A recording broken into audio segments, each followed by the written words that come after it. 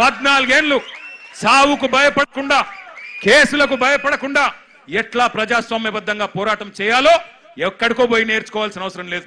మన నాయకుడు కేసీఆర్ గారు ఆయన చేసిన పోరాటం మీ కళ్ళ ముంగట్నే ఉన్నది. సావు నోట్లో తలబెట్టి తెలంగాణ తెచ్చి ఢిల్లీ మెడలు వంచి 2 ఎంపీలున్నా ఢిల్లీ మెడలు వంచిన నాయకుడు మనకు ఆదర్శంగా మన కళ్ళ ముంగట్నే ఉన్నాడు. కాబట్టి మనకు ఎవరో ప్రేరణ అవసరం లేదు, ఎవరో మనకు స్ఫూర్తినివ్వాల్సిన అవసరం లేదు. మన నాయకుడు కేసీఆర్ గారే మనకు స్ఫూర్తి.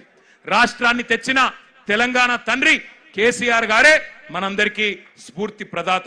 నేను పిల్లల్ని కోరేది ఒకటే, మీ కండగా అవసరమైతే నాకు విశ్వాసం ఉంది. ఎందుకంటే కేసీఆర్ గారు కూడా తల్లడిల్లిపోతా ఉన్నారు.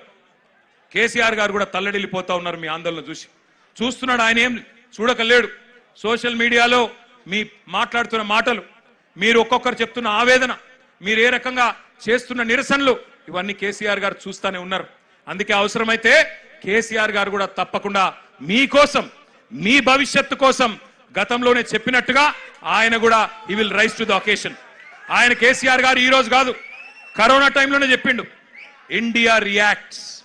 కేసీఆర్ చెప్పిన మాట ఇవాళ మీకు ఒక తీరుగా అనిపిస్తుండొచ్చు, కానీ India will react. India has that ability to react. పిల్లలు భారతదేశ భవిష్యత్ నిర్మాతలు, వాళ్ళే ఈ దేశాన్ని కాపాడుకుంటారు, వాళ్ళే ఈ దేశ ముఖ చిత్రాన్ని మారుస్తారు. తమ భవిష్యత్తు కోసం అవసరమైతే ఎంత దాకన్నా పోతారు. India has that ability to react, India has that ability to respond అనే మాట కేసీఆర్ గారు 6 ఏళ్ల కిందట చెప్పిండ్రు. సంవత్సరం కిందట నేను కూడా పోయినా ఒక బొంబాయిలో ఒక ఈవెంట్, ఒక మీడియా ఈవెంట్. అక్కడ మీడియా వాళ్ళు అడిగిరు నన్ను, నేపాల్లో జరుగుతుంది కదా, జెన్జీ ఉద్యమం జరుగుతుంది కదా, భవిష్యత్తులో భారతదేశంలో కూడా జరిగే అవకాశం ఉందా అని అడిగాను. నేను చెప్పిన ఎస్, భారతదేశంలో పిల్లల ఆకాంక్షలు నెరవేరకపోతే, వాళ్ళ ఇష్యూస్ అడ్రస్ చేయకపోతే, వాళ్ళ ఆవేదన అర్థం చేసుకోకపోతే, వాళ్ళకిచ్చిన హామీలు నెరవేరకపోతే ఇక్కడ కూడా తిరుగుబాటు వస్తుంది అని చెప్పిన. చెబితే అప్పుడు నవ్విండ్రు, వీనికేం తెలియదు అన్నారు.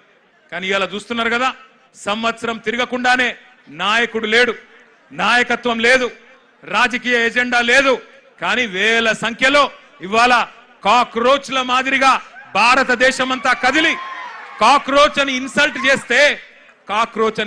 చేస్తే ఇలా అవే కాక్రోచ్లు ఢిల్లీ మీద దండయాత్ర చేస్తా ఉన్నాయి. వాళ్ళకి రాజకీయం లేదు, వాళ్ళు కోరుతున్నది ఒకటే, ప్రధానమంత్రి ప్రశ్నలకు సమాధానం చెప్పాలి. మొదలు ఏమన్నారు వాళ్ళు, ధర్మేంద్ర ప్రధాన్ రాజీనామా చేయాలి అన్నారు, ప్రధాన్ జీ ఇస్తిఫా దో అన్నారు. ఇవాళ ఏమంటున్నారు, ప్రధాని అప్నా మూఖోలో అంటున్నారు. ప్రధానమంత్రి నువ్వు నోరు తెరువు, నువ్వు మాట్లాడు, నువ్వు ఎందుకు చెప్పవని అడుగుతున్నారు. పిల్లలు సూటిగా అడుగుతున్నారు, ప్రధానమంత్రి గారు परीक्षा पे चर्चा करने वाले प्रधानमंत्री जी परीक्षा लीक पे क्यों नहीं चर्चा करते हो? परीक्षा लीक మీద ఎందుకు మాట్లాడవు? పరీక్ష మీద చర్చ అంటావు, పరీక్ష పై చర్చ అంటావు, పరీక్ష లీక్ల మీద ఎందుకు మాట్లాడవు అని ప్రశ్నిస్తా ఉన్నారు.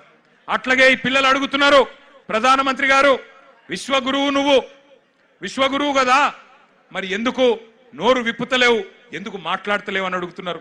పిల్లలు అడుగుతుంటే గర్జిస్తుంటే గర్వంగా అనిపిస్తున్నది. ఏమంటున్నారు, మీరు యుద్ధమే ఆపినా అన్నారు కదా, రష్యా యుక్రెయిన్ యుద్ధమే ఆపినోనివి పిల్లల కన్నీళ్ళు ఆపలేవా, పిల్లల మీద జరుగుతున్న దాడులు ఆపలేవా ఢిల్లీలో అని అడుగుతున్నారు. సమాధానం చెప్పే సత్తా ఉందా కేంద్ర ప్రభుత్వానికి? సమాధానం చెప్పే ధైర్యం ఉందా ఈ నాయకత్వానికి నేను అడుగుతా ఉన్నా. ఇవాళ నోటికొచ్చినట్టు మాట్లాడడం కాదు, పిల్లల మీద బ్రాండేసి బదనాం చేయడం కాదు. ఒకడు అర్బన్ నక్సలైట్ అంటాడు, ఒకడు దేశద్రోహి అంటాడు, ఒకడు ఇంకేదో అంటాడు. మాట్లాడితే గొంతు విప్పితే, మీకు వ్యతిరేకంగా గలం విప్పితే ఇవాళ ఇష్టం వచ్చినట్టు గొంతు నొక్కే ప్రయత్నం చేస్తా ఉన్నారు. నాకు ఇంకా అన్నిటికన్నా గొప్పగా అనిపించింది, మీకు చెప్తా ఎంత బాగా అనిపించిందంటే, నాకు మీకు మద్దతుగా ఏ రాజకీయ పార్టీ రాలే 25 రోజులు, మీకు మద్దతుగా ఏ మీడియా రాలే. మొన్న మీరు చూసిన నేను కొంతమంది మీడియా వాళ్ళు ఆఖరికి అనివార్యంగా పోయినరాడికి పోతే పిల్లలు అడుగుతున్నారు, ఎక్కడున్నారా 25 రోజులు మీరు, ఎందుకు రాలే, ఎందుకు మా ఆవేదన చూపెట్టలే అని మీడియాను కూడా ఇలా గల్లా బట్టి నిలదీసే పరిస్థితి వచ్చింది అనే మాట కూడా నేను విజ్ఞప్తి చేస్తా ఉన్నా. ఇక నడువది మీడియాతోని ఎజెండా సెట్ చేసే రాజకీయం నడువది, మీడియాను అడ్డం పెట్టుకొని స్లాటర్ హౌస్లను అడ్డం పెట్టుకొని ఇవాళ వ్యక్తిత్వ హననాలు చేసే రాజకీయం నడువది. ఇవాళ పిల్లల దగ్గర పదునైన అస్త్రాలు ఉన్నాయి, వాళ్ళు చూస్తారు. తప్పకుండా భవిష్యత్ నిర్మాతలు మేల్కొన్నారు. నేను మళ్ళీ చెప్తా ఉన్నా, మోడీ గారు నువ్వు ఎవరితోనైతే గోక్కోవద్దో వాళ్ళతోనే గోక్కున్నావు. వాట్సాప్ యూనివర్సిటీ విద్యార్థులు ఇన్స్టాగ్రామ్